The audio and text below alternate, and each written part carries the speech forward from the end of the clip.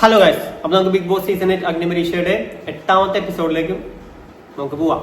Review episode അതാണ് നമ്മൾ ഉദ്ദേശിക്കുന്നത്. അപ്പൊ ഇന്നത്തെ റിവ്യൂ എപ്പിസോഡിന്റെ പ്രത്യേകത എന്താണെന്ന് വെച്ചിട്ടുണ്ടെങ്കിൽ പുതിയ അഡീഷണൽ ആയിട്ട് 2 ജഡ്ജസ് കൂടി വന്നിട്ടുണ്ട്. ഗസ്റ്റ് അപ്പിയറൻസ് ആണ്. ഗസ്റ്റ് 2 ജഡ്ജസ് വന്നിട്ടുണ്ട്. പഴയ സീസൺ, അതായത് എത്രാമത്തെ സീസണാണ്? Season number 2. സീസൺ നമ്പർ 2 2 പഴയ മത്സരാർത്ഥികൾ കണ്ടസ്റ്റൻസ് വന്നിട്ടുണ്ട്.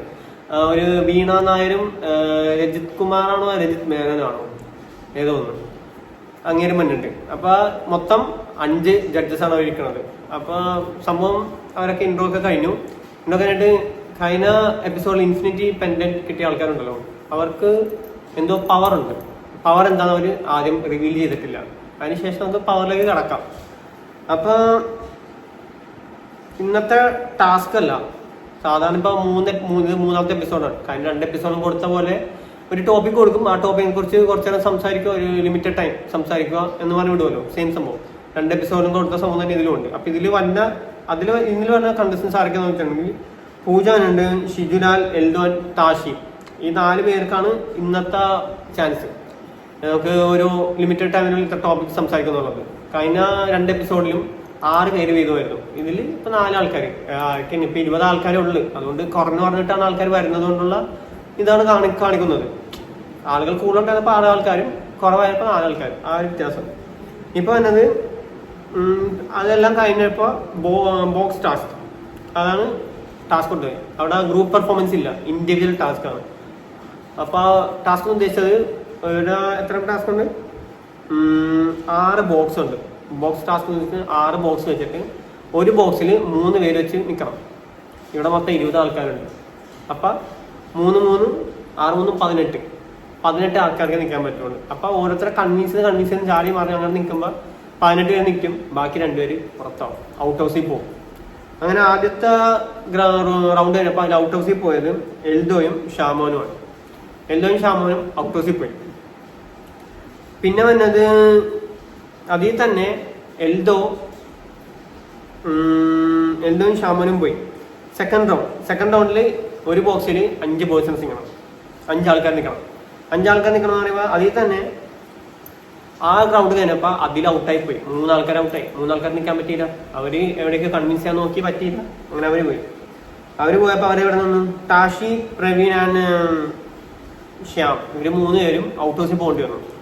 നെക്സ്റ്റ് പിന്നെ റൗണ്ട് 6 ആൾക്കാർ ഒറ്റ ബോക്സ് നിൽക്കണം. 6 ആൾക്കാർ ബോക്സ് നിന്നപ്പോൾ അതിൽ പൂജ പോയി, അമൃത പോയി, പിന്നെ പാർവതി, ഇവര് 3 പോയി.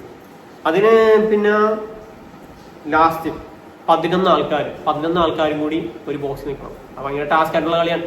അവിടെ നിൽക്കണം, ഇവിടെ നിൽക്കണം, എവിടെ ഒരു കൺഫ്യൂസ്ഡ് ആണ്. എന്നിട്ട് നിന്ന് ലാസ്റ്റ് ഷിബിന ലാസ്റ്റ് ഔട്ടായി. ഔട്ടാക്കി എന്ന് പറയേണ്ടി വരും. അപ്പൊ അതിൽ തന്നെ ഷിബിനെ ഔട്ടാക്കണോ വേണ്ടിയോ എന്ന് അവിടെ ഒരു ചോദ്യം വന്നു. അപ്പൊ 3 പേര് കൈവെക്കുന്നു, 2 പേര് കൈവെക്കുന്നില്ല. അപ്പൊ അവർക്കൊരു ക്ലാരിറ്റി കുറവാണ്, ആരെ പുറത്താണം, ആരെ നിർത്തണം എന്നുള്ളതൊക്കെ. പക്ഷെ ഈ മൊത്തത്തിൽ ഒരു ടാസ്ക് നമ്മൾ പറയുമ്പോൾ അതിൽ ഷിബിന ഒരു പെർഫോമൻസ് നടത്തിയിരുന്നു, അടിപൊളി പെർഫോമൻസ് ആണ്. അതില് അവരെ കൺവിൻസ് ചെയ്തിട്ട് ഇങ്ങോട്ട് ചാടി അവര് സേവായി. ലാസ്റ്റാണ് അവര് ഔട്ട് ഹൗസിൽ പോകേണ്ടി വന്നത്. അത് നല്ലൊരു പെർഫോമൻസ് ആണ് അവിടെ കാഴ്ചത്. അതിനിടക്ക് പോയിട്ട് നമ്മുടെ എൽദോൻ അല്ലേ, കഴിഞ്ഞ 7th എപ്പിസോഡില് ഇൻഫിനിറ്റി പെൻഡൻ കിട്ടിയ ഒരു ആളുണ്ടല്ലോ, ആ ഇൻഫിനിറ്റി പെൻഡൻ കിട്ടിയ ആള് നമ്മുടെ എൽദോ കിട്ടിയിരുന്നു. എൽദോ പോയിട്ട് എൽദോനെ കൺവിൻസ് ചെയ്ത്, പ്രവീൺ പോയിട്ട് കൺവിൻസ് ചെയ്ത് പറഞ്ഞ് നിന്റെ പെൻഡന്റ് ഉണ്ടല്ലോ, ഇൻഫിനിറ്റി പെൻഡന്റ് ഉണ്ടല്ലോ, അതുകൊണ്ട് നിനക്ക് ഒരു കുഴപ്പമുണ്ടാവില്ല, ഞാനവിടെ കയറാം, നീ ഔട്ട് ഹൗസിൽ പോയിരുന്നു എന്ന് പറഞ്ഞു. അവൻ ഓക്കെ പറഞ്ഞു, ഞാൻ കയറിയിരുന്നു. പക്ഷെ അവൻ നെക്സ്റ്റ് അവൻ ഔട്ട് ഹൗസിൽ പോയിരുന്നു. പക്ഷെ ഇൻഫിനിറ്റി പെൻഡന്റ് കിട്ടിയ 2 ആൾക്കാരും നേരെ ഔട്ട് ഹൗസിൽ പോയിരുന്നു. പെൻഡന്റ് കിട്ടിയ ആൾക്കാരിൽ ഫുള്ളി സേവ് ആയ ഒരാള് രാകേഷ് പോയിരുന്നു. അങ്ങനെ ഔട്ട് ഹൗസിൽ പോയ ലിസ്റ്റ് നോക്കുമ്പോ എൽദോ, ഷാമോൻ, ടാഷി, പ്രവീൺ, ശ്യാം, പൂജ, അമൃത, പാർവതി, ഷിബിന, ഇത്ര ആൾക്കാർ ഔട്ട് ഹൗസിൽ പോയിരുന്നു. ഇതെല്ലാം കഴിഞ്ഞ് ഔട്ട് ഹൗസിൽ പോയവരുടെ ലിസ്റ്റാണ് ഈ വന്നിട്ടുള്ളത്. അത് കഴിഞ്ഞിട്ട് ഔട്ട് ഹൗസിലുള്ള ആൾക്കാർക്ക് പെൻഡന്റ് ഇട്ടിട്ടുണ്ടല്ലോ, അതിൽ തന്നെ പെൻഡന്റ് കിട്ടിയ ആൾക്കാർ എൽദോയും ഷാമോനാണ്. അവർക്ക് നോ വിക്ഷൻ ആയിരുന്നു. അതായിരുന്നു അവർക്കുള്ള അഡ്വാൻറ്റേജ്. ഇന്നത്തെ അഡ്വാൻറ്റേജ് അതായിരുന്നു. പക്ഷെ ആദ്യം അവർ പറഞ്ഞില്ല, ടാസ്കിനെ പോലെ അവർ റിവീൽ ചെയ്യുള്ളൂ. അതുകൊണ്ട് തന്നെ ആദ്യം പറഞ്ഞിട്ടില്ലായിരുന്നു. അപ്പൊ അവർക്ക് കിട്ടിയ അഡ്വാൻറ്റേജും ഇതായിരുന്നു. അപ്പൊ അതുകൊണ്ട് തന്നെ അവർ ഔട്ട് ഹൗസിൽ ആയിരുന്നെങ്കിൽ പോലും ഔട്ട് ഹൗസിൽ നിന്ന് അവർക്ക് സേഫ് സോണിലായി, സേവായി. പിന്നെ അതിൽ നിന്ന് തന്നെ സേവ് ആയിട്ടുണ്ടെങ്കിൽ പോലും അവിടെ നിന്ന് നമുക്ക് രണ്ടാൾക്കാരെ പിടിച്ച് അവിടെ ഇടാം. ഈക്വലി ഡിവൈഡ് ചെയ്യാൻ വേണ്ടിയിട്ട് രണ്ടാൾക്കാരെ പിടിച്ചിട്ട് അവിടെ ഇട്ടു. അത് ആരൊക്കെയെന്ന് വെച്ചിട്ടുണ്ടെങ്കിൽ രണ്ടാൾക്കാരെ പിടിച്ചിട്ടു.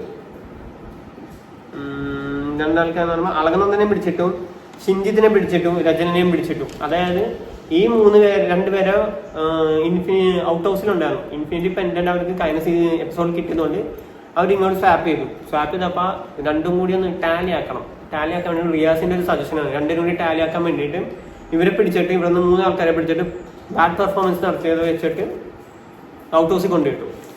അത് കുഴപ്പമില്ലാന്ന്. എന്നിട്ട് അതിനുശേഷം ഇവരെ കൺവിൻസ് ചെയ്യിപ്പിക്കണം.